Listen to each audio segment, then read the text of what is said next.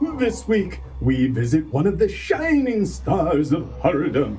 Also, we see the birth of a phrase that is a milestone for lazy relationship advice. Brace yourself, it's gonna get weird. Welcome to This Weird Week for May 2nd through May 8th. Lance Hendricksen was born on May 5th, 1940. Hendricksen played Bishop in the Alien films, Frank Black in Millennium, Vukovich in The Terminator, James Cooper in Stone Cold, and Ed Harley in Pumpkinhead. He was also in The X-Files. Professor Frenzy show superstar Darrin McGavin was born on May 7th, 1922. He was a fine theater, television, and movie actor.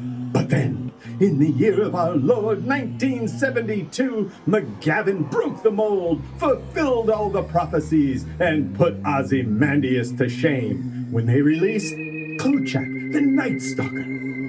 McGavin played Carl Kolchak, the intrepid reporter, doing intrepid reporting about vampires, zombies, witches, and even a motorcycle rider missing his Ichabod cranium. Like many revelations that reconfigure time and space, this one was canceled after just one season. But future generations are certain to recognize the greatness that is this week's birthday boy, Darrin McGavin. In movies, The Curse of Frankenstein opened on May 2nd, 1957. In this film, Peter Cushing plays the obsessed Baron Victor Frankenstein, who single-mindedly wants to... well, you know what he wants to do. And guess how it goes? Not so great. Cushing delivers one of the great horror movie performances with his Victor Frankenstein. Cushing is particularly chilling in this one. Don't miss it.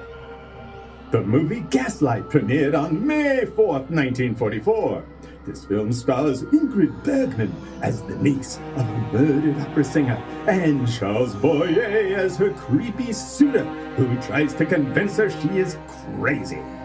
It's a real estate thing. This is the film that spawned the phrase gaslighting, which has been sloppily used to describe almost every interaction anyone has ever had.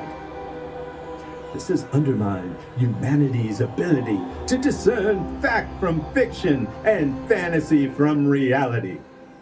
Gaslight also featured Jacob Gimple as pianist. The Purge dropped on May 2nd, 2013. Does everything have to be a dystopia? It's like sourdough in the 90s. Phantasm 3, Lord of the Dead, phantasmed its way into theaters on May 6th, 1994. This is the one where Reggie gets a pint-sized sidekick Tim and the fighting lady Rocky. I like this one, but I like all of them, so On May 6, 1960, the Twilight Zone episode, A Stop at Willoughby, aired.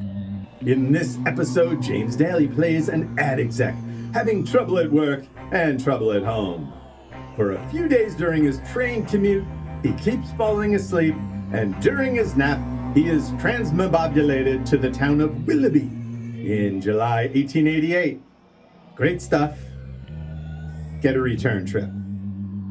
In comics, Love Everlasting #7 from Image, written by Tom King, with art by Elsa Charretier. This book turns romance comics on their heads. Joan gets romance after romance, and every time she gets shot by the same magical cowboy. I may be fudging that a little, but it is a great book.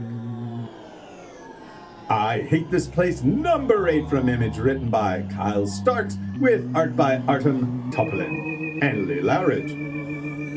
Gabby and Gert have been left a farmhouse that gets attacked by monsters every night. 7 issues of crazy have happened, but when we left off, it looked like the mystery is about to deepen. Stay tuned. In May 2001, the album The Horror of Dracula was released by the City of Prague Philharmonic Orchestra, featuring music from the classic horror movie Dracula. in 1958. In May 2007, the album Sweeney Todd, the Demon Barber of Fleet Street was released, featuring the music from the horror musical film, directed by Tim Burton. More meat pies? No thanks, I'm avoiding gluten. And this Saturday, Sven Gulli will be airing the classic vampire movie, Blacula.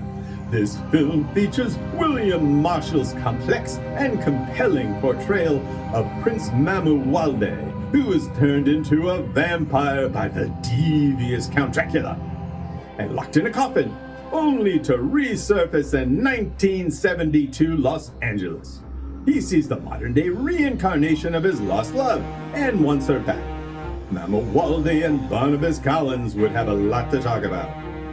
Blacula was a lower-budget blaxploitation movie, and while parts of the film are uneven, there are some excellent moments sparked by the extremely talented and charismatic cast.